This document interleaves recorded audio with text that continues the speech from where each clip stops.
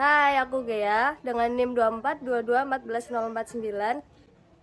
Hai, aku Bintang dengan NIM 2422144071. Aku Tristan dengan NIM 2422141073. Aku Grisel dengan NIM 2422144074. Hai, aku Novita dengan NIM 2422141081.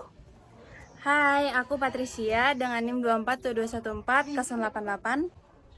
Halo, aku Alfon, NIM 2422 14108. Halo, aku Aldo dengan NIM 2422 14121. Selamat menyaksikan.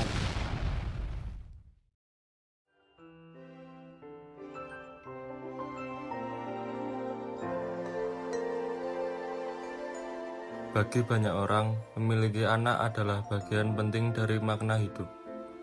Namun, bagi sebagian pasangan, infertilitas menjadi kenyataan yang menyakitkan. Di tengah keterbatasan biologis, teknologi reproduksi seperti bayi tabung dan surogasi hadir sebagai harapan. Tetapi, apakah setiap solusi teknologi selalu benar secara moral?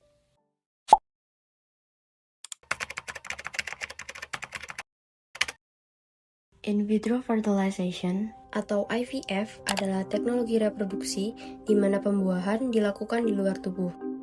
Sel telur dan sperma dipertemukan di laboratorium, kemudian embrio yang terbentuk ditanamkan ke dalam rahim. Sementara itu, surrogacy atau sewa rahim adalah praktik di mana seorang perempuan mengandung dan melahirkan anak untuk pihak lain. Teknologi ini berkembang sebagai respons terhadap masalah infertilitas. Menurut World Health Organization, sekitar 1 dari 6 orang dewasa di dunia mengalami infertilitas yang menjadikannya persoalan kesehatan global. Karena itu, IVF dan surogasi berkembang pesat dan digunakan lintas negara. Pendukung teknologi ini melihatnya sebagai bentuk kemajuan medis dan pemenuhan hak reproduksi. Namun, kritik muncul karena risiko komersilisasi tubuh manusia, eksploitasi perempuan, dan persoalan hak anak. Teknologi reproduksi juga memicu perdebatan dalam pandangan agama. Beberapa agama menerima IVF dengan batasan tertentu, terutama jika dilakukan dalam ikatan pernikahan sah dan tanpa donor. Namun, banyak pandangan agama, baik Islam, Kristen, Katolik, Hindu maupun Buddha, bersikap kritis terhadap surogasi. Praktik ini dianggap memisahkan kehamilan dari relasi biologis dan moral antara ibu dan anak. Hal ini menunjukkan adanya pluralitas nilai dalam masyarakat. Dalam banyak ajaran agama, tubuh manusia dipandang memiliki martabat sehingga praktek yang berpotensi menjadi tubuh sebagai alat ekonomi menimbulkan keberatan moral. Untuk kasus nyata, kami mengambil dari kasus BBM yang berasal dari Amerika Serikat pada tahun 1986. Kasus ini merupakan salah satu kasus surogasi paling terkenal, yang dimana seorang perempuan bernama Mary Beth Whitehead setuju untuk menjadi ibu pengganti bagi pasangan William dan Elizabeth Stern melalui kontrak surogasi. Mary Beth mengandung menggunakan sel telurnya sendiri dan sperma dari William Stern. Namun, setelah bayi lahir, ia mengalami keterikatan emosional dan menolak untuk menyerahkan bayi tersebut. Kasus ini berujung ke pengadilan dan hak asuhnya akhirnya diberikan kepada pasangan Stern. Namun, pengadilan menilai kontrak surogasi tersebut bermasalah secara etika.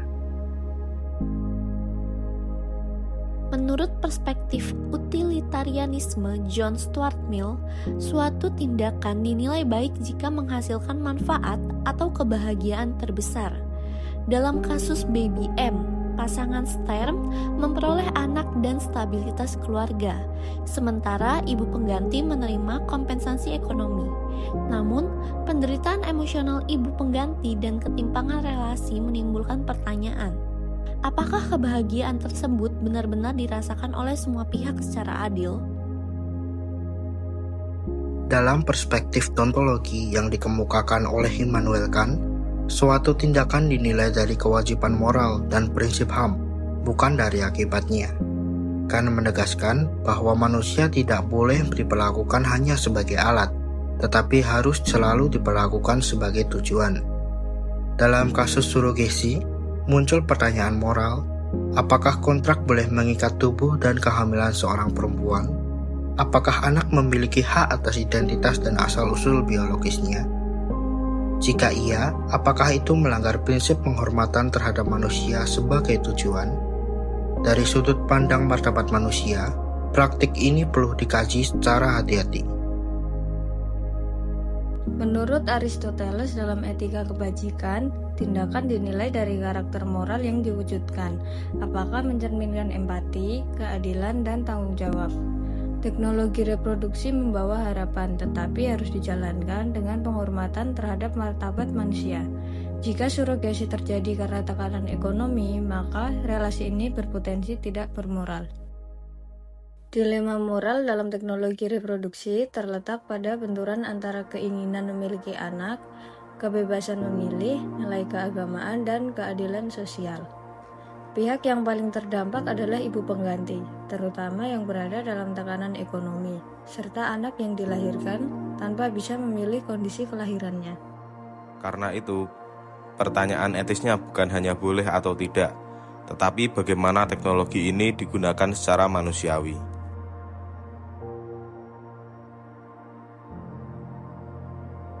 Teknologi reproduksi adalah pencapaian luar biasa, namun kemajuan tanpa etika dan nilai kemanusiaan bisa melukai martabat manusia. Baik dari perspektif etika, agama, maupun hak asasi manusia, satu pesan yang sama muncul. Manusia tidak boleh diperlakukan sebagai alat. Karena itu, pertanyaannya bukan hanya apakah teknologi ini bisa digunakan, tetapi apakah kita menggunakannya dengan cara yang benar. Mari menggunakan teknologi reproduksi secara bertanggung jawab, adil, dan berperi kemanusiaan.